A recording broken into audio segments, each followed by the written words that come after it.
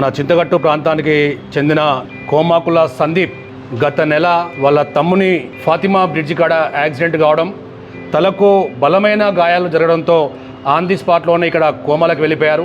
రోహిణి హాస్పిటల్కు తీసుకువెళ్ళడం, అక్కడ ట్రీట్మెంట్ అవుతున్న ఈ నేపథ్యంలో అక్కడ ఖర్చు అనేది ఇప్పటిదాకా వాళ్ళు ఒక 6-7 lakhs ఖర్చు పెట్టారు ఆరోగ్యశ్రీ.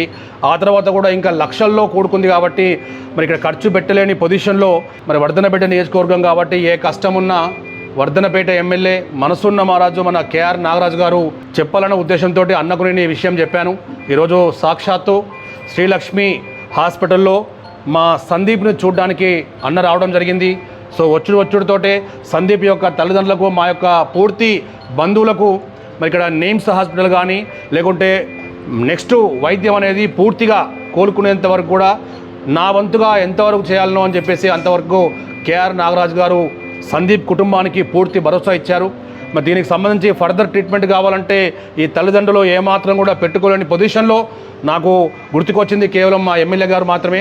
అన్న మీరు ఇక్కడికి వచ్చిన తీరుతో ఇమ్మీడియట్లీ డాక్టర్తో మాట్లాడారు.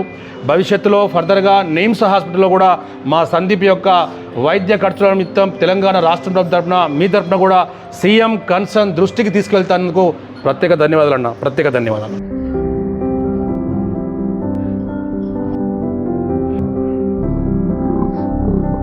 పోయి నేను మాట్లాడి దీని బిల్స్ అయితే ఇప్పిస్తాను. మన ఆరోగ్యశ్రీ కాకుండా మళ్ళీ నిమ్స్లో అడ్మిట్ అయ్యే విధంగా ఏ విధంగా ప్రయత్నం చేయాలో అక్కడ మాట్లాడి వీలైనంత వరకు ఎక్కువ అందరికీ 25-15% ఇస్తారు.